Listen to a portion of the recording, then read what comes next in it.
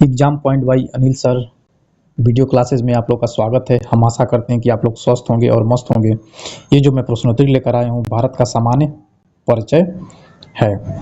जो यदि हम बात करें तो ये जो प्रश्नोत्तरी है किसके लिए ये महत्वपूर्ण है, तो महत्वपूर्ण की बात कर लें तो इसमें बिहार बोर्ड, यूपी बोर्ड, फिर बीपीएससी, टीआरई से संबंधित, फिर बीपीएससी से संबंधित कोई एग्जाम हो, UP police, Bihar police, UP PCS, फिर तमाम तरह के जो एग्ज़ाम हैं उसके लिए महत्वपूर्ण है। तो हम लोग इसी क्रम में शुरू करते हैं क्वेश्चन को। तो पहला क्वेश्चन देख लेते हैं। भारत का सामान्य परिचय है, ठीक। तो पहला क्वेश्चन देखते हैं, वर्तमान में भारत में कितने राज्य और केंद्र शासित प्रदेश हैं। तो बच्चों इसमें जो राज्य और केंद्र शासित प्रदेश की बात करते हैं तो एक होता है भारत में जो है एक राज्य होता है, एक राज्य होता है और जो दूसरा होता है केंद्र शासित प्रदेश होता है। केंद्र शासित प्रदेश होता है। तो जो केंद्र शासित प्रदेश होता है वो केंद्र के द्वारा शासन उस पर किया जाता है, और जो राज्य होता है उसका खुद का सीएम होता है, और जो केंद्र शासित प्रदेश है उसका खुद का सीएम नहीं होता है बल्कि उस पर केंद्र का अधिकार होता है। तो बात कर लेते हैं कि इसमें कितने राज्य की बात हो रही है और कितने केंद्र शासित की बात हो रही है। तो इसमें जो है राज्य की संख्या की यदि बात करें हम तो राज्य की संख्या है 28, और केंद्र शासित प्रदेश की यदि बात करें, केंद्र शासित प्रदेश की यदि बात करें हम तो 8 है। केंद्र शासित प्रदेश 8 और जो राज्य है वो 28 हैं। वर्तमान यानी कि हम 26 के अनुसार बात कर रहे हैं, 2026 के अनुसार 28 और 8। तो आगे बढ़ते हैं। तो इसी क्रम में देख लेते हैं कि इसका क्वेश्चन कौन सा सही होगा। तो इसमें जो है 28 राज्य और केंद्र शासित प्रदेश, 8 केंद्र शासित प्रदेश यानी कि ऑप्शन बी आपका सही हो जाएगा। अब देख लेते हैं कि जो 8 केंद्र शासित प्रदेश है वो कौन कौन से हैं। तो कौन कौन से हैं इसको देख लेते हैं। तो पहला जो केंद्र शासित प्रदेश है वो अंडमान निकोबार है। पहला जो है अंडमान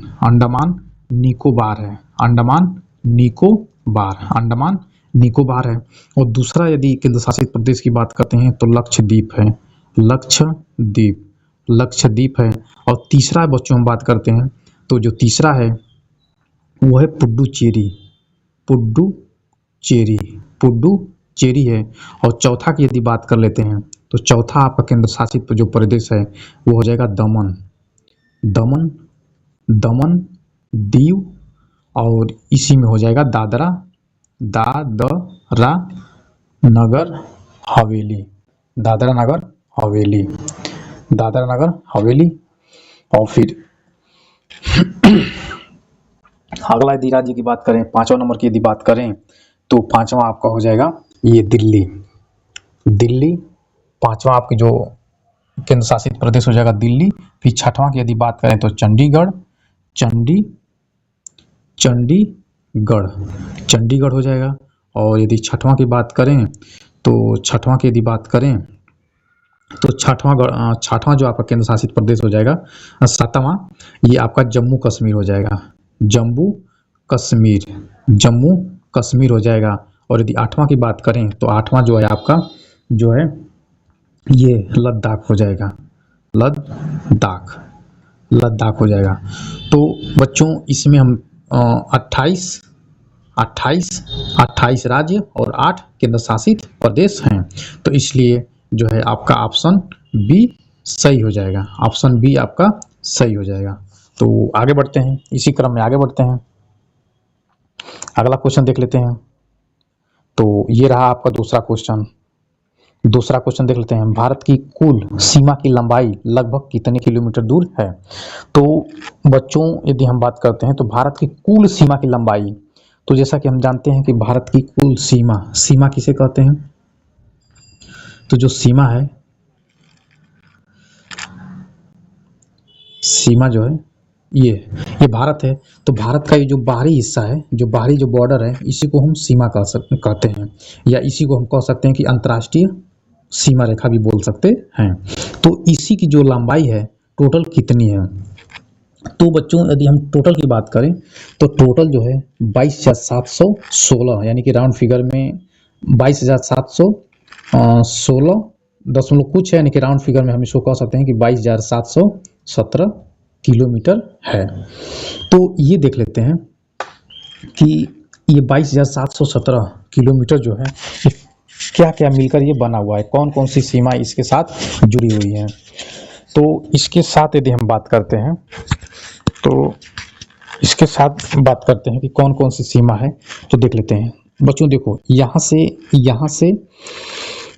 और यहाँ से यहाँ तक जो है इसको हम कह सकते हैं कि ये स्थलीय सीमा है। ये क्या है, यहाँ से यहाँ तक ये जो है स्थलीय सीमा है, ये स्थलीय सीमा है।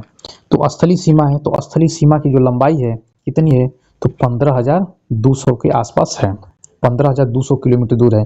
और यहाँ से यदि हम बात करें जो समुद्री जो तट की लंबाई है यहाँ से यहाँ तक, तो यदि इसकी हम बात करें तो लगभग है 6100 है, लगभग 6100 है।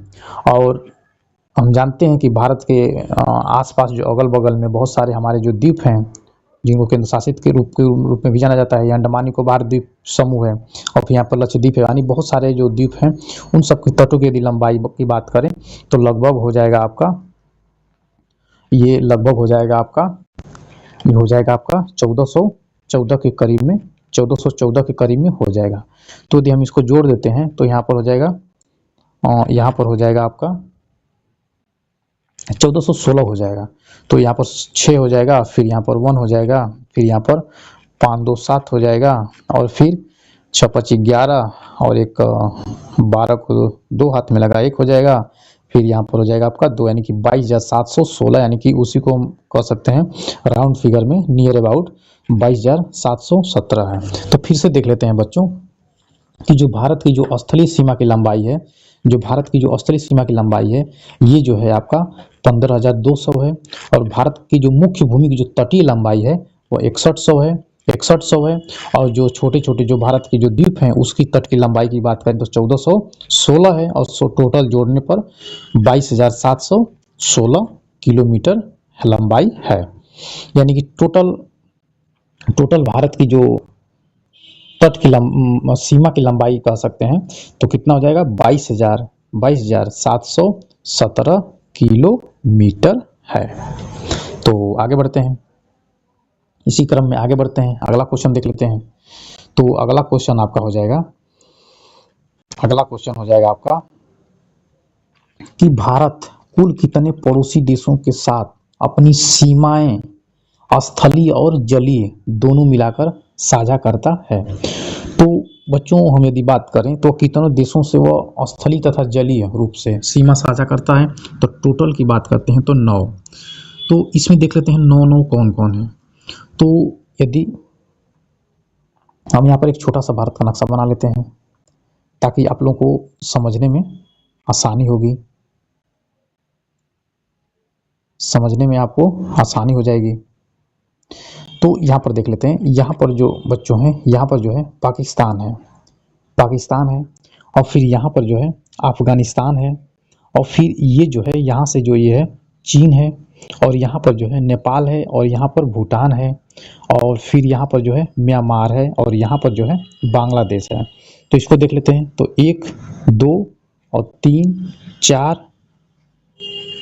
5 6, और यहाँ पर जो चीन है एक 7 हो गया, और फिर यहाँ पर एक श्रीलंका है जो 8 हो गया, और एक यहीं पर क्या है मालदीव है तो 9 है। यानी टोटल यदि हम बात करें तो टोटल जो है स्थलीय और समुद्री सीमाएं लेकर यदि हम बात करें तो टोटल 9 जो देश हैं भारत से सीमा साझा करते हैं।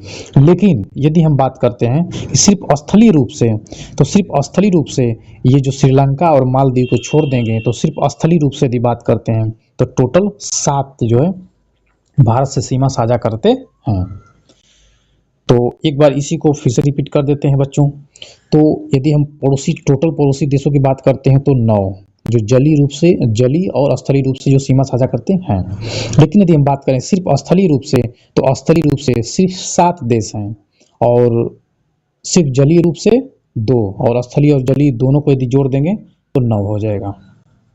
ठीक, तो हम लोग आगे बढ़ते हैं, अगला क्वेश्चन देख लेते हैं। अगला क्वेश्चन देख लेते हैं। अगला क्वेश्चन देख लेते हैं। भारत अपनी सबसे लंबी अंतर्राष्ट्रीय स्थलीय सीमा रेखा किस देश के साथ साझा करता है? तो इसमें अंतर्राष्ट्रीय स्थलीय सीमा बच्चों आप लोग समझ गए हो कि स्थलीय अंतर्राष्ट्रीय स्थलीय सीमा किसे कहते हैं। जो भारत जो है दूसरे देशों से जो सीमा साझा करता है उसी को अंतर्राष्ट्रीय स्थलीय सीमा रेखा कहते हैं।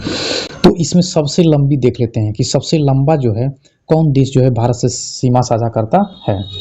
तो बच्चों जैसा कि हम जानते हैं कि यदि सबसे लंबा की बात करें तो बांग्लादेश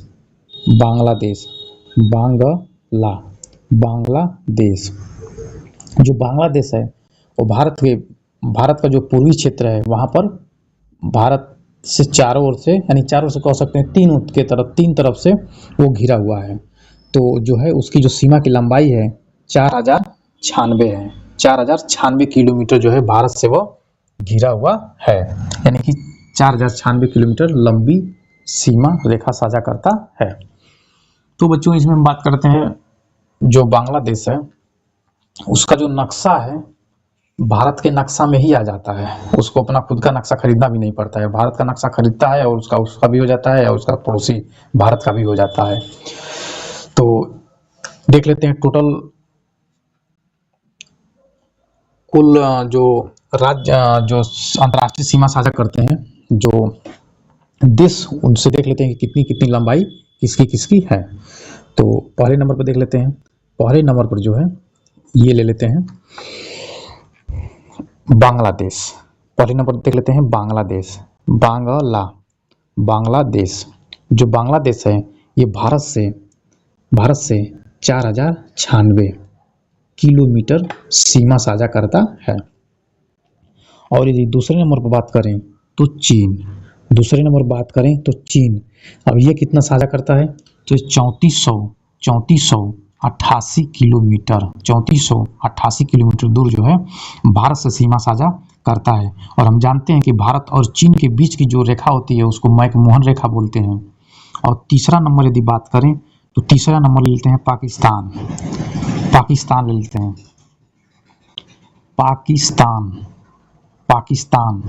पाकिस्तान है ये जो है भारत से सीमा साझा करता है 3323 किलोमीटर भारत से सीमा साझा करता है। और चौथा नंबर देख लेते हैं।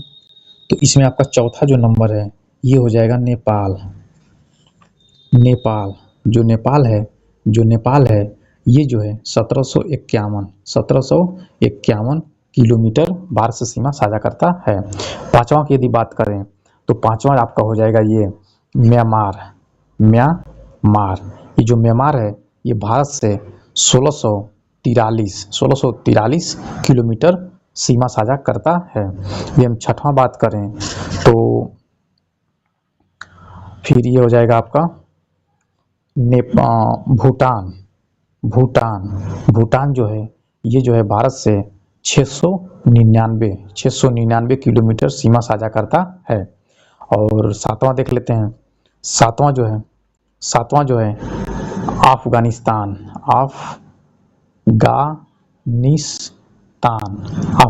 जो है ये भारत से 100 लगभग 4 कह लीजिए या 140 के आसपास, कहीं डाटा 106 भी मिलता है। तो लगभग यही है, ये इतना किलोमीटर सीमा साझा करता है। तो सबसे कम यदि सीमा साझा करने की बात यदि किया जाए तो अफगानिस्तान हो जाएगा, और सबसे यदि ज़्यादा सीमा साझा करने की बात किया जाए तो बांग्लादेश हो जाएगा। तो बच्चों इसमें हम बात कर लेते हैं कि इसका क्वेश्चन कौन सा सही होगा। सबसे लंबी अंतर्राष्ट्रीय स्थलीय सीमा किस देश के साथ साझा करता है, तो ये आपको हो जाएगा ऑप्शन सी बांग्लादेश हो जाएगा। तो इसी क्रम में आगे बढ़ते हैं, अगला क्वेश्चन देख लेते हैं। यहाँ पर हो जाएगा आपका क्षेत्रफल की दृष्टि से भारत का विश्व में कौन सा स्थान है। क्षेत्रफल की दृष्टि से बच्चों, तो क्षेत्रफल की दृष्टि देख लेते हैं भारत का विश्व में कौन सा स्थान है। तो एक छोटा सा एक ट्रिक है, रक्कू बाई।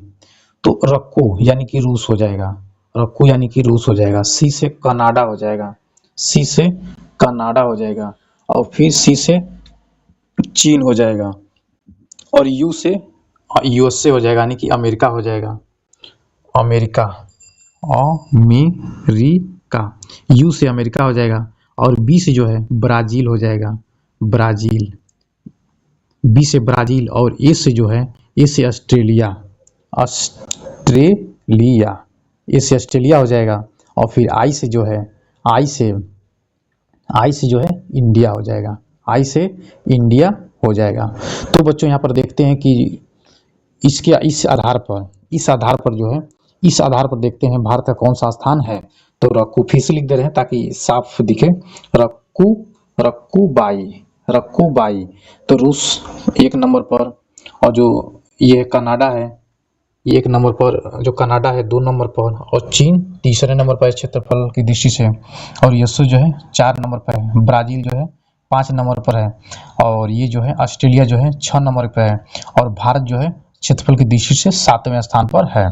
तो जो भारत है वह क्षेत्रफल की दृष्टि से विश्व में कौन सा स्थान रखता है? तो बच्चों ये जो है 7वां स्थान रखता है। तो ऑप्शन सी आपका सही हो जाएगा। तो आगे बढ़ते हैं, अगला क्वेश्चन देख लेते हैं। अगला क्वेश्चन देख लेते हैं। तो यहाँ पर जो है भारत का कुल क्षेत्रफल कितना है? तो बच्चों यहाँ पर देख लेते हैं, भारत का जो कुल क्षेत्रफल है वो हो जाएगा आपका 32,87,263 किलोमीटर स्क्वायर। ये जो है भारत का टोटल क्षेत्रफल है। फिर से देख लो बच्चों, 32,87,263 किलोमीटर स्क्वायर ये भारत का क्षेत्रफल है। तो इस क्वेश्चन का हम देख लेते हैं कौन सा ऑप्शन सही है। तो इसका ऑप्शन सही हो जाएगा ए, 32,87,263 वर्ग किलोमीटर दूर है, इसका क्षेत्रफल है, भारत का क्षेत्रफल है। तो अगला क्वेश्चन देख लेते हैं।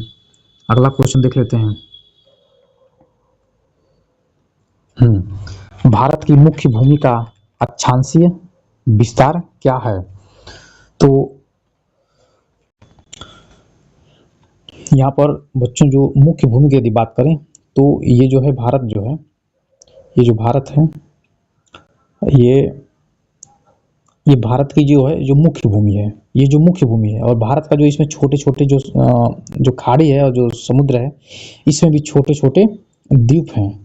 तो ये भी केंद्र शासित के रूप में भी जाने जाते हैं। तो ये मुख्य नहीं कहे जाएंगे बल्कि मुख्य जो भूमि है ये कही जाएगी।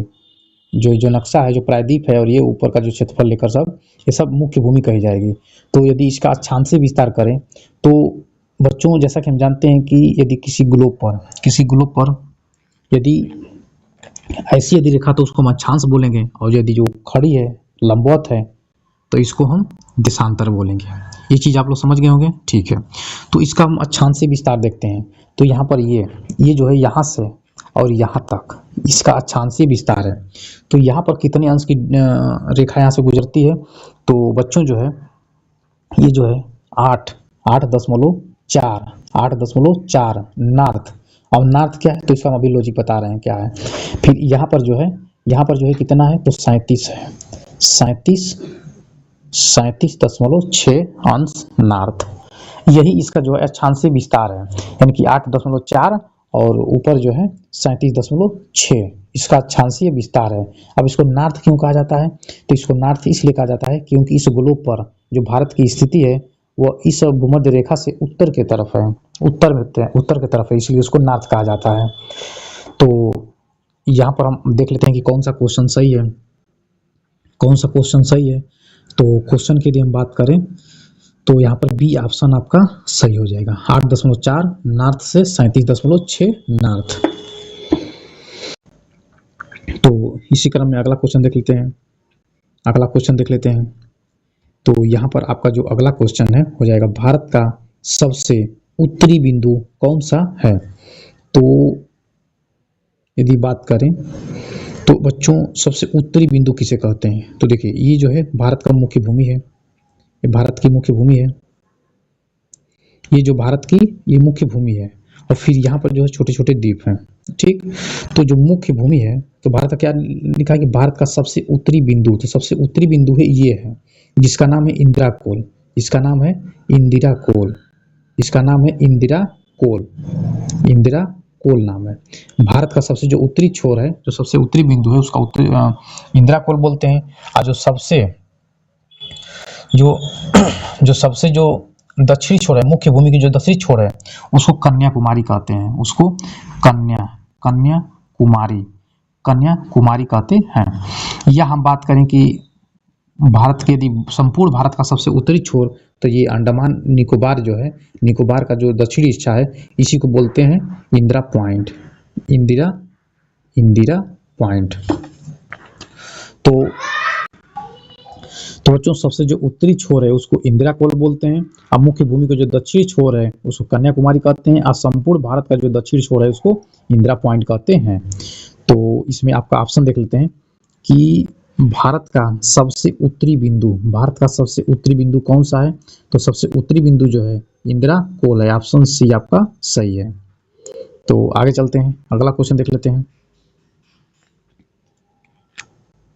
भारत का सबसे दक्षिणी बिंदु इंदिरा पॉइंट कहाँ स्थित है?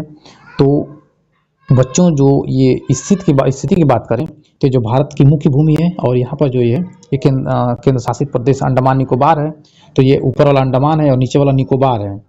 तो जो निकोबार है उसका एकदम दक्षिणी जो पॉइंट है, जो सबसे दक्षिणी भाग है, इसी को बोलते हैं इंदिरा पॉइंट। इंदिरा पॉइंट बोलते हैं। तो इंदिरा पॉइंट बोलते हैं। तो ये कहाँ अवस्थित है? तो ये अवस्थित है अंडमान निकोबार द्वीप समूह में, यानी कि ऑप्शन डी आपका सही हो जाएगा। तो आगे बढ़ते हैं, अगला क्वेश्चन देख लेते हैं। अगला क्वेश्चन की बात कर लेते हैं। तो कर्क रेखा भारत के कितने राज्यों से होकर गुजरती है? तो जो कर्क रेखा है बच्चों, कितने राज्यों से होकर गुजरती है? तो ये जो है कर्क रेखा 8 राज्यों से होकर गुजरती है। तो ऑप्शन सी आपका सही हो जाएगा। अब कौन कौन से राज्य हैं, तो इसको देख लेते हैं बारी बारी। तो यदि हम पहला राज्य की बात कर लेते हैं, जो पहला जो है ये गुजरात है। जो गुजरात है वो भारत से जो कर्क रेखा गुजरी है, उसी कर्क रेखा पर ही स्थित है कौन? गुजरात। पहला नंबर हो जाएगा पश्चिम से। और दूसरा नंबर देख लेते हैं, तो दूसरा नंबर जो है ये राजस्थान है। दूसरा नंबर जो है राजस्थान है। और तीसरा नंबर की यदि हम बात करें, तो तीसरा नंबर है एमपी का है। और चौथा नंबर की यदि हम बात करें, तो चौथा नंबर यहीं पर कर देते हैं।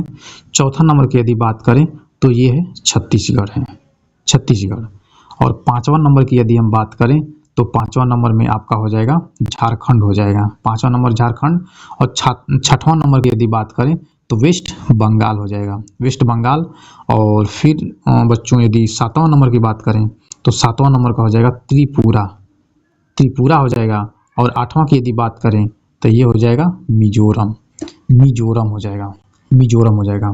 यानी कि फिर से देख लेते हैं बच्चों कि कर्क रेखा भारत के कितने राज्यों से होकर गुजरती है। तो जो कर्क रेखा है भारत के 8 राज्यों से होकर गुजरती है। किससे गुजरती है? तो गुजरात से गुजरती है, राजस्थान से गुजरती है, मध्य प्रदेश से, छत्तीसगढ़ से, झारखंड से, वेस्ट बंगाल से, त्रिपुरा से और मिजोरम से। 8 राज्यों से जो कर्क रेखा है होकर गुजरती है। तो इसमें आपका ऑप्शन जो है, इसमें ऑप्शन आपका सी सही हो जाएगा। तो अगला क्वेश्चन देख लेते हैं। अगला क्वेश्चन देख लेते हैं 11 नंबर। इनमें से भारत के किस राज्य से होकर कर्क रेखा नहीं गुजरती है? तो बच्चों, ऐसा भी जो कॉम्पिटिटिव एग्जाम है, जो बहुत सारे एग्जाम है, ऐसा भी क्वेश्चन पूछ देता है कि किस राज्य से जो कर्क रेखा है होकर नहीं गुजरती है। तो किस राज्य से कर्क रेखा नहीं गुजरती है? तो बच्चों, हम लोग राजस्थान को पढ़े ही हैं। राजस्थान से कर्क रेखा गुजरती है, फिर छत्तीसगढ़ से भी गुजरती है, और त्रिपुरा से गुजरती है, और उड़ीसा से नहीं गुजरती है। इसलिए यही ऑप्शन आपका क्या हो जाएगा? सही हो जाएगा। हमको नहीं देखना है कि किस राज्य से नहीं गुजरती है, तो उड़ीसा से नहीं गुजरती है। ऑप्शन सी आपका सही हो जाएगा। तो आगे बढ़ लेते हैं, आगे देख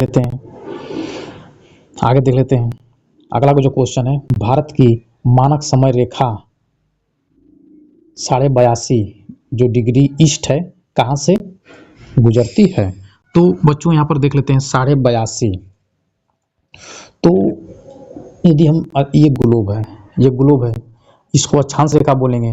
तो अक्षांश रेखा की टोटल संख्या की यदि हम बात करें, तो टोटल संख्या की यदि बात करें तो 80 और प्लस 1 81, टोटल 81 हो जाएगा। टोटल 81 अक्षांश रेखा की संख्या टोटल 81। और बच्चों यदि हम बात करें देशांतर रेखा की बात करें तो देशांतर रेखा में 360 रेखा होती है। अब हम बात करते हैं कि ईस्ट जो 82.5 जो ई लिखा हुआ है, जो ईस्ट है, इसका क्या तात्पर्य है। तो बच्चों ये ग्लोब है और इसको उत्तरी ध्रुव बोलते हैं और इसको क्या बोलते हैं, दक्षिणी ध्रुव बोलते हैं और इसको पूर्व बोलते हैं और इसको पश्चिम बोलते हैं। तो ये जो ग्लोब है ये ऐसा ही है, ये 0 डिग्री यहाँ से गुजरी हुई है, 0 डिग्री, और फिर ये भी 0 अक्षांश है। तो भारत की जो स्थिति है यहीं पर है, उत्तर और पूर्व में है, उत्तर पूर्व में। तो इसीलिए यदि इसको आधार बनाया जाता है, तो इसके आधार से जो भारत है वो ईस्ट में है, इसीलिए 82.5 ईस्ट लिखा हुआ है। तो देख लेते हैं, फिर से इस क्वेश्चन को देख लेते हैं कि क्या है। तो इस क्वेश्चन का है भारत की मानक समय रेखा यानी स्टैंडर्ड टाइम लाइन 82.5 कहाँ से गुजरती है। तो बच्चों जो ये है उत्तर प्रदेश के नैनी यानी कि नैनी जो है प्रयागराज में पड़ता है जगह। तो यहाँ से जो है 82.5 जो टाइम रेखा है, जो स्टैंडर्ड टाइम रेखा या मानक समय रेखा कह सकते हैं, ये भारत के प्रयागराज के नैनी से ये रेखा गुजरी हुई है। तो इसी क्रम में आगे बढ़ते हैं। अगला क्वेश्चन देख लेते हैं। भारत की स्थल सीमा की कुल लंबाई लगभग कितनी लंबाई है। तो भारत की स्थल सीमा की कुल लंबाई, तो बच्चों यहाँ पर ध्यान देने वाली बात है, सिर्फ स्थल सीमा की बात हो रही है, सिर्फ स्थल सीमा की कुल लंबाई कितनी है।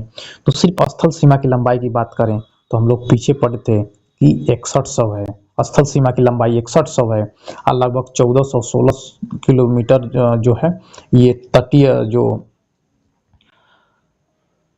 एक सेकेंड, सॉरी बच्चों, सॉरी, यहाँ पर ये देखना है स्थल सीमा की लंबाई। तो स्थल सीमा की जो लंबाई है 15,200 है, 15,200 है। तो यही आपका ऑप्शन जो है, ऑप्शन सी आपका सही हो जाएगा। तो ये जो है स्थल सीमा की लंबाई है। और यदि हम तटीय की बात करें तो जो तटीय की जो लंबाई है, जो मुख्य भूमि, जो भारत की मुख्य भूमि की जो तट की लंबाई है 6100 है। और जो छोटे छोटे जो द्वीप समूह हैं उन सब के तट की यदि लंबाई बोलें तो 1416 किलोमीटर दूर है। फाइनली यदि हम टोटल जोड़ते हैं तो टोटल 22,000 इसमें आपका हो जाएगा टोटल 22,716 किलोमीटर आपका हो जाएगा टोटल। लेकिन हमको यहाँ पर जवाब देना है सिर्फ स्थल की सीमा की लंबाई, तो 15,200 किलोमीटर इसकी लंबाई है। तो ऑप्शन सी आपका सही हो जाएगा। तो आगे बढ़ते हैं बच्चों, अगला क्वेश्चन देख लेते हैं। भारत के कितने राज्य समुद्र तट से सटे हुए हैं। यानी कि भारत के, हम जानते हैं कि भारत में टोटल कितने राज्य हैं, तो टोटल 28 हैं। और केंद्र शासित प्रदेश कितने हैं, तो 8 हैं। टोटल कितने हैं, 8 हैं। तो ये जो 28 राज्य हैं, तो क्या ये 28 जो है समुद्र से सटे हुए हैं, नहीं, कुछ ऐसे जो राज्य हैं जो समुद्र से सटे हुए हैं। तो कौन कौन से सटे हुए हैं, तो इसको देख लेते हैं। तो बच्चों इसमें यदि हम पहला नंबर की बात करें तो गुजरात हो जाएगा, और दूसरा की बात करें तो महाराष्ट्र हो जाएगा। तीसरा की यदि हम बात करें तो गोवा हो जाएगा, और चौथे की हम बात करें यदि तो कर्नाटक हो जाएगा, और पांचवें की यदि हम बात करें तो पांचवा आपका केरल हो जाएगा, पांचवा आपका केरल हो जाएगा। और छठवां की यदि हम बात करें तो छठवां जो है आपका ये हो जाएगा, तमिलनाडु हो जाएगा, छठवां जो है आपका तमिलनाडु हो जाएगा। तो छठवां आपका तमिलनाडु हो जाएगा। और यदि हम सातवां की बात करें तो आंध्र प्रदेश हो जाएगा, और आठवां की बात करें तो उड़ीसा हो जाएगा, और नौवां की यदि हम बात करें तो वेस्ट बंगाल यानी कि पश्चिम बंगाल हो जाएगा। तो टोटल की बात करें कितने समुद्र तट से सटे हुए हैं, तो बच्चों जो टोटल की बात करें तो 9 हो जाएगा, ऑप्शन सी आपका सही हो जाएगा। लेकिन हमको एक चीज़ और देखना है कि पश्चिमी जो तट है उससे कितनी संख्या है, और जो पूर्वी तट है उस पर कितने राज्य सटे हुए हैं समुद्र से। तो ये जो है आपका जो फर्स्ट नंबर है, ये भारत के जो पश्चिमी हिस्सा है, जो पश्चिमी तट पर उससे ही लगे हुए हैं। और ये जो सेकेंड हिस्सा है, ये भारत का जो पूर्वी हिस्सा है, जो पूर्वी तट है, उस पर ये राज्य समुद्र के तट बसे हुए हैं। तो पश्चिमी तट पर 5 और पूर्वी तट पर 4 जो है समुद्र के तट पर ये राज्य हैं, बसे हुए हैं। ठीक, तो आगे बढ़ते हैं, अगला क्वेश्चन देख लेते हैं।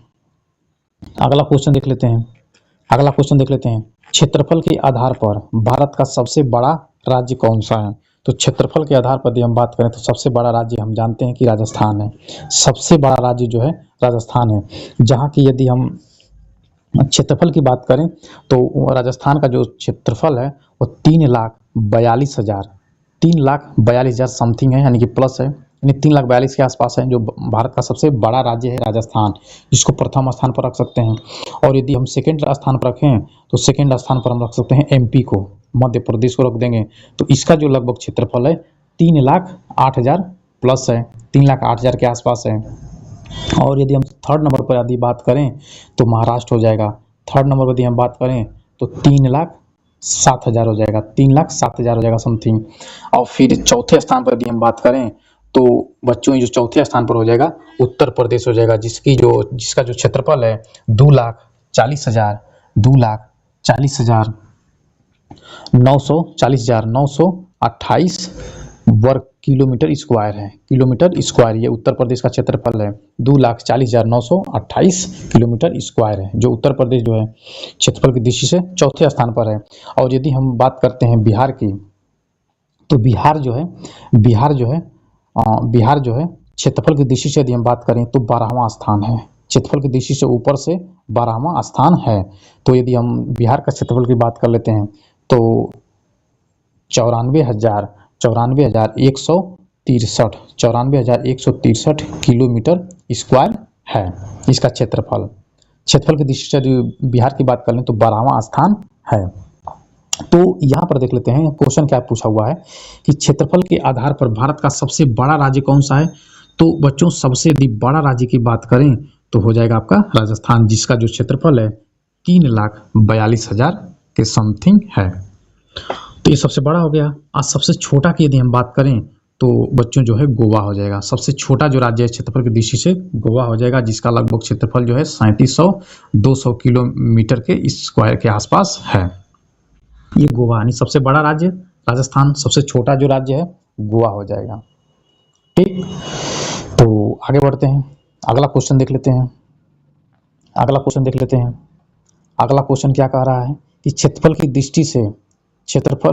दृष्टि से भारत का सबसे छोटा केंद्र शासित प्रदेश कौन सा है? तो बच्चों हम जानते हैं कि इस भारत में 28 राज्य हैं टोटल और 8 केंद्र शासित प्रदेश हैं।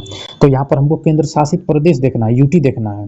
तो यदि हम यूटी की बात करें तो सबसे यदि बड़े की बात करें, सबसे हम पहले बड़ा देख लेते हैं। तो सबसे बड़ा जो केंद्र शासित प्रदेश है वो लद्दाख है। सबसे जो बड़ा यदि केंद्र शासित प्रदेश की बात करें तो ये जो है लद्दाख है। तो लद्दाख जो है इसका यदि हम क्षेत्रफल की बात करें तो हो जाएगा आपका 96,701 किलोमीटर के आसपास, 96,701 किलोमीटर के आसपास। और यदि हम सबसे छोटा यानी कि 8वां नंबर को हमको देखना है तो ये हो जाएगा आपका लक्षद्वीप हो जाएगा। ये हो जाएगा आपका लक्षद्वीप, जिसका जो क्षेत्रफल की बात करें तो 32 किलोमीटर स्क्वायर है। यानी कि भारत का सबसे बड़ा केंद्र शासित प्रदेश आपका लद्दाख हो जाएगा, जिसका क्षेत्रफल 96,701 हो जाएगा। और भारत का सबसे छोटा केंद्र शासित प्रदेश कह सकते हैं, यानी कि 8वां नंबर, तो उसका 32 किलोमीटर स्क्वायर उसका क्षेत्रफल होगा। तो हम देख लेते हैं इस क्वेश्चन में क्या है, सबसे छोटा केंद्र शासित प्रदेश बताना है। तो बच्चों इसमें आपका सबसे छोटा केंद्र शासित प्रदेश हो जाएगा आपका लक्षद्वीप हो जाएगा। ठीक, तो आगे बढ़ते हैं, अगला क्वेश्चन देख लेते हैं। तो अगला क्वेश्चन हो जाएगा भारत की सबसे लंबी अंतर्राष्ट्रीय सीमा किस देश के साथ लगती है? तो भारत की सबसे लंबी जो अंतर्राष्ट्रीय सीमा जो है ये बांग्लादेश से लगती है। ऑप्शन सी आपका सही हो जाएगा। अगला क्वेश्चन देख लेते हैं। अगला क्वेश्चन देख लेते हैं। तो भारत और पाकिस्तान के बीच की सीमा रेखा को क्या कहते हैं? तो भारत और पाकिस्तान के बीच जो सीमा रेखा है उसे रेड क्लिफ कहते हैं। और भारत और पाकिस्तान के बीच जो है, भारत और पाकिस्तान के बीच जो रेखा है, भारत और पाकिस्तान के बीच जो रेखा है उसको रेड क्लिफ कहते हैं। और भारत और चीन के बीच जो रेखा है उसको मैकमोहन रेखा बोलते हैं। और पाकिस्तान और अफगानिस्तान के जो बीच रेखा है उसको डूरंड रेखा बोलते हैं। तो बच्चों यहाँ पर जो ऑप्शन की यदि हम बात करें तो कौन सा सही है? तो रेड क्लिफ ऑप्शन सी आपका सही हो जाएगा। अगला क्वेश्चन देख लेते हैं। अगला क्वेश्चन देख लेते हैं। अगला क्वेश्चन देख लेते हैं। लक्षद्वीप, जो लक्षद्वीप है, लक्षद्वीप समूह कहाँ अवस्थित है? तो यदि हम बात करें कि लक्षद्वीप समूह कहाँ अवस्थित है बच्चों, तो ये जो है हमारा भारत है। ये जो हमारा भारत है ये अरब सागर है। ये सागर है, इसकी बनावट के कारण, मतलब ये बड़ा आकार है इसलिए इसको सागर बोला जाता है। हालांकि है ये खाड़ी, और फिर ये जो आपके बंगाल की खाड़ी है, और ये जो हिंद महासागर यानी जो संपूर्ण जो समुद्र है इसको हम हिंद महासागर कहेंगे। यही हिंद महासागर एक ऐसा महासागर है जो भारत के नाम पर इसका नामकरण हुआ है। तो यदि हम बात करते हैं कि लक्षद्वीप कहाँ अवस्थित है, तो ये जो नक्शे की बात करें तो ये जो भारत है, ये भारत है, तो लक्षद्वीप जो है यहीं पर क्या है, अवस्थित है। यदि हम दिशा की बात करें तो जो लक्षद्वीप है, लक्षद्वीप जो है भारत के दक्षिण और पश्चिम में अवस्थित है। ये तो दिशा हो गई, ठीक है। अब इसका क्या हमको देखना है कि किस सागर में है। तो यदि हम महासागर की बात करें तो हिंद महासागर में अवस्थित है, हिंद महासागर में अवस्थित है। तो ऑप्शन सी आपका सही हो जाएगा। अगला क्वेश्चन देख लेते हैं। अगला क्वेश्चन देख लेते हैं। अगला क्वेश्चन देख लेते हैं। अगला क्वेश्चन, भारत का कौन सा राज्य तीन तरफ से बांग्लादेश से घिरा हुआ है? मतलब भारत का कोई ऐसा राज्य है जो बांग्लादेश से तीन तरफ से घिरा हुआ है। जैसे देख लीजिए यहाँ पर जो है, यहाँ पर जो है ये है, ये नक्शा है, और ये जो आपका है, ये जो आपका है बांग्लादेश है। ये जो बांग्लादेश है, ये बांग्लादेश यहाँ पर भी है, बांग्लादेश यहाँ पर भी है, और बांग्लादेश यहाँ तक विस्तारित है। तो यही जो है इसी को बोलते हैं त्रिपुरा बोलते हैं। और यही जो त्रिपुरा है, जो बांग्लादेश है, और ये जो त्रिपुरा है, जो त्रिपुरा है बांग्लादेश से तीन तरफ से घिरा हुआ है। और बांग्लादेश और त्रिपुरा के मध्य जो है कौन सी रेखा गुजरी हुई है? तो 0 डिग्री की रेखा गुजरी हुई है, शून्य अंश रेखा बोलते हैं। बांग्लादेश और त्रिपुरा के मध्य जो रेखा है, सीमा है, उसको बोलते हैं शून्य अंश बोलते हैं। तो यहाँ पर यदि हम बात करें तीन तरफ से बांग्लादेश से घिरा हुआ है, तो बच्चों आपका त्रिपुरा ऑप्शन डी आपका सही हो जाएगा।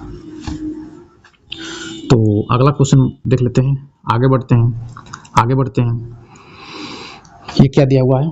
हाँ, भारत की उत्तर से दक्षिण तक की कुल लंबाई कितनी है? यानी कि भारत की उत्तर से दक्षिण तक की कुल लंबाई कितनी है बच्चों? तो इसको हमको बताना है। तो इसको देख लेते हैं कितनी है।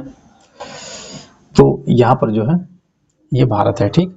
तो यहाँ से यानी कि उत्तर से दक्षिण तक, यहाँ से ये कितनी लंबाई है यही हमको बताना है। तो बच्चों जो इसकी लंबाई है ये हो जाएगी 32,000 यानी 3,214 किलोमीटर दूर है। यानी कि यहाँ से उत्तर से दक्षिण तक कितना हो जाएगा? तो 3,214 किलोमीटर है। अब यदि बात करें बच्चों, तो बात करें यदि हम इसकी, यदि पश्चिम से पूर्व की यदि हम रेखा देख लेते हैं लंबाई, तो भारत की पश्चिम से पूर्व की लंबाई यदि देख लेते हैं तो इसका जो है आपकी लंबाई हो जाएगी ये 2933 किलोमीटर हो जाएगा। भारत के उत्तर से दक्षिण की लंबाई 3,214 किलोमीटर दूर, और पश्चिम से पूर्व की बात करें तो 2,933 किलोमीटर दूर इसकी लंबाई है। तो आगे बढ़ते हैं। तो यहाँ पर देख लेते हैं, पहले इस क्वेश्चन को देख लेते हैं कौन सा सही है।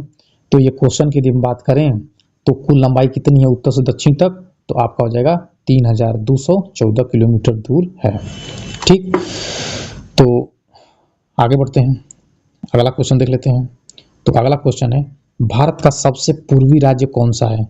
तो हम जानते हैं कि सबसे ज़्यादा सूर्य कहाँ, सबसे पहले सूर्य कहाँ दिखाई या सूर्य उदय होता है? तो बच्चों अरुणाचल प्रदेश में, अरुणाचल। अरुणाचल अरुणाचल प्रदेश जो है सबसे पूर्वी राज्य है जहाँ पर सूर्य का उदय सबसे पहले होता है। अरुण। आगे बढ़ते हैं, तो आगे बढ़ते हैं, अगला क्वेश्चन देख लेते हैं। भारत का एकमात्र सक्रिय ज्वालामुखी कहाँ अवस्थित है?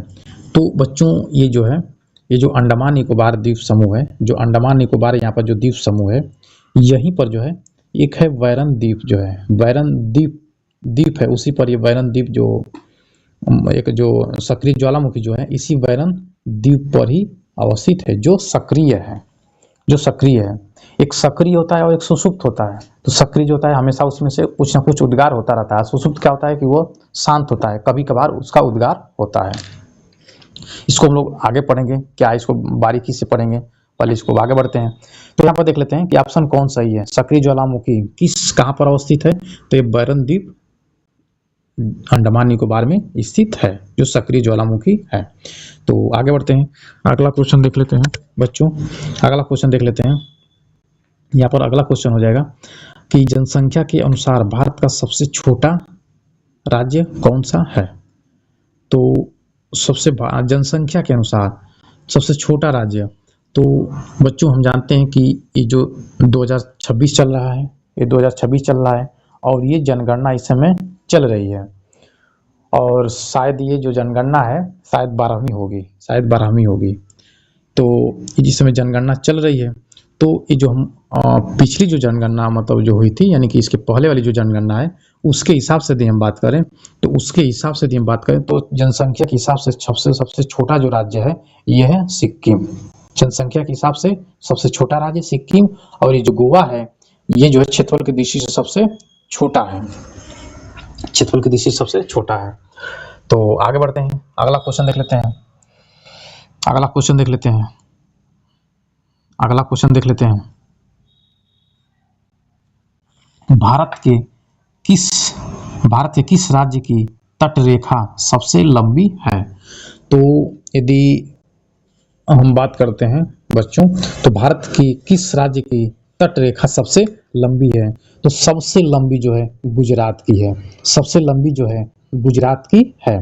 तो यहाँ पर हम देख लेते हैं, ये भारत है और ये है, तो यहाँ से भी है पूरा इतना जो है यहाँ तक, पूरा यहाँ तक जो है इसकी लंबाई है, तो लगभग 1600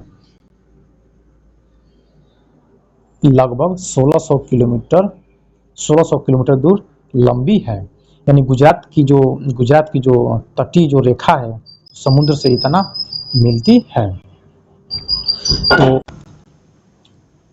तो 1600 किलोमीटर दूर है। और यदि हम बात करें कि सबसे कम कौन सा राज्य है जो सबसे कम समुद्र के किनारे या समुद्री तट सीमा साझा करता है, तो बच्चों इसमें आपका हो जाएगा यहाँ पर गोवा। गोवा जो है सबसे कम, यानी कि लगभग 101, यानी कि 100 भी कह सकते हैं, 101 किलोमीटर जो है यह समुद्र से सीमा साझा करता है। यानी सबसे ज्यादा सीमा साझा कौन करता है? तो गुजरात करता है, और सबसे कम गोवा करता है। तो आगे बढ़ते हैं, अगला क्वेश्चन देख लेते हैं।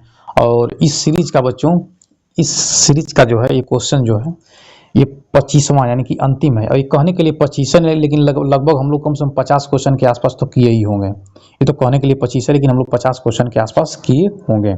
तो इसको देख लेते हैं। यहाँ पर क्या है, आदम का पुल जो है, आदम का जो ब्रिज है भारत और किस देश के बीच स्थित है? तो बच्चों जो ये है, ये जो आदम का जो पुल है ये भारत और श्रीलंका के मध्य स्थित है। तो ऑप्शन बी आपका सही हो जाएगा, ऑप्शन बी आपका सही हो जाएगा। तो यदि इसकी ब्रिज की बात करें तो ये भारत है और ये आपका श्रीलंका है, और इसी बीच में ये आदम का ब्रिज है। तो बच्चों हम आशा करते हैं कि ये जो वीडियो क्लास है, ये जो प्रश्नोत्तरी है, जो प्रैक्टिस सेट है, और ये सब पिछले जो एग्जाम हुए हैं उसमें ये आए हुए क्वेश्चन हैं, तो हम आशा करते हैं कि आप लोग को ये वीडियो क्लास अच्छी लगी होगी। तो क्लास को यहीं पर समाप्त करते हैं। धन्यवाद।